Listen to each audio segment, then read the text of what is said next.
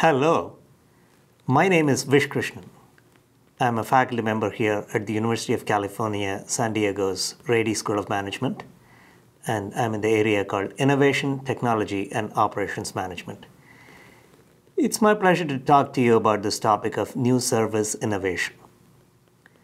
What is that? So that's what we're going to talk about. First, what are services and what is new service innovation? Second, why do we care? And third, what is the central challenge about services that service innovation is trying to address? So, getting ourselves into the topic of services. Any of us who's been to a restaurant, a haircut shop, a concert, have experienced services. Services are all around us, very pervasive, but also very diverse. Of course, in all of these services, we experience a tangible component, like in the case of restaurant, it's the food. In the case of the haircut shop, it's a haircut. And in the case of the concert, it's the music. But there is also the enormous interactive, intangible component. That's what makes a service really a service. That's what differentiates services from goods as well. They have a significant interactive component, which is labor intensive for sure, but that's what makes it a service, where production and consumption happen simultaneously. The service itself is produced when the customer is in the spot. And this is one of the major ways in services differ from products or goods, where production happens way before consumption, and products are produced, stored, checked before consumption really happens. While in the case of services, production and consumption happen at the same time. Services are, of course, much more customized and much more tailored to you, the customer. That's what makes this pleasurable. But it also makes quality in services a lot more tricky. Quality here cannot be checked beforehand, like in the case of a product or a good. It is something that happens during the delivery process. It requires the understanding of the customer's expectations and meeting those expectations. Services quality depends on a number of things. Of course, first it depends on the facility or the infrastructure where the service is delivered. It also depends on the tangible goods that accompany the services. But it also depends on the sensual benefits that accompany the services and the psychological benefits, the attitudes, the mindset of the delivery provider, and finally the state of the consumer or the customer himself or herself. If you as a customer went to the service facility with a bad mood, odds are, despite their best efforts, it's going to be not a very good service. So service quality is a lot more tricky than product quality. Now that we've discussed a little bit about services and how they differ from goods, products, let's talk about why do we care? Why? Quite simply, it's because more and more of the world economy is becoming service-oriented, service-intensive. The gross domestic product data of countries shows that increasingly more and more countries are becoming service-intensive. Of course, the developed countries have become service-intensive quite a few years ago, but even the developing countries like India and China are catching up, and they are becoming more service-oriented. So around the world, services are becoming the dominant portion of the economy. And if you take the private sector, companies, even companies that we have historically thought of as solid product companies, like a Xerox or IBM or Rolls-Royce or Boeing, even these companies derive most of their revenues from services. Who would have thought Xerox, which we think of as making machines, Xerox machines, is a service-dominant company? That's really what is interesting, that around the world, these companies are finding that services are a better way for them to generate revenues.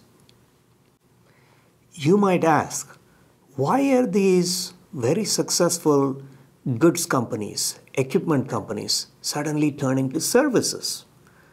Like a Xerox or Boeing, why are they deriving more and more of their revenues from services?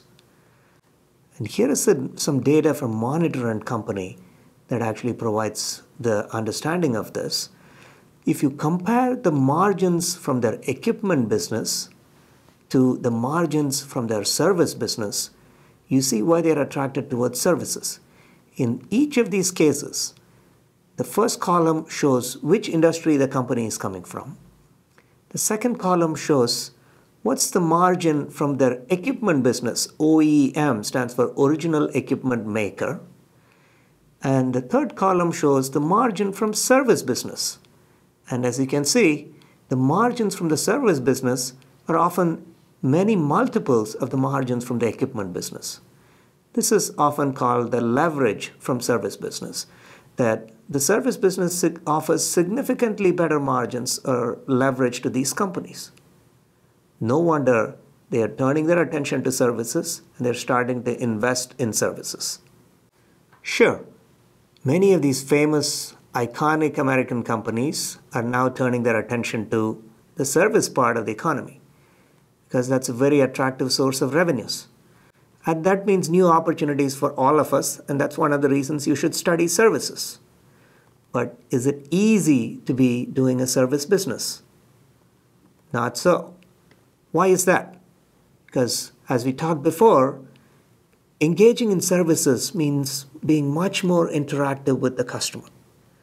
You not only have to understand the customer's expectations well beforehand, but you also have to be able to respond in a very spontaneous, impromptu manner to the customer's request during the delivery process.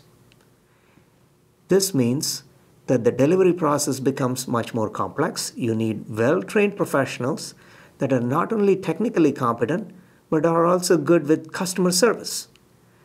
This raises the cost of service and the complexity of the delivery process for the producer. The challenge of services is very well illustrated when you consider the example of something like a string quartet. Imagine that you have invited a string quartet to play in a concert, or let's say your wedding or a friend's wedding. String quartet is, of course, a familiar format for many centuries. And guess what? It hasn't changed much over the centuries. Playing a 15-minute piece still requires 1 hour of labor. Of course, you can speed it up a little bit, but it's not going to sound very good. You can also try to improve productivity by removing some of the violins or some of the other instruments. But again, it's not going to be that good. The quality is going to suffer. However, the string quartet players themselves have to make a living, have to put food on their table, and their wages have to keep up with the rest of the economy. And over time, they have to be paid more and more. This is one of the central challenges of services.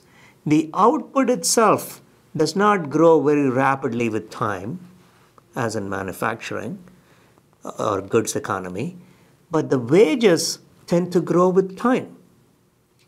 This is what is called the Baumol's cost curve of services, named after an economist, Bill Baumol, who first formalized it in a paper, where he argued that the services part of the economy is going to become more and more expensive over a period of time.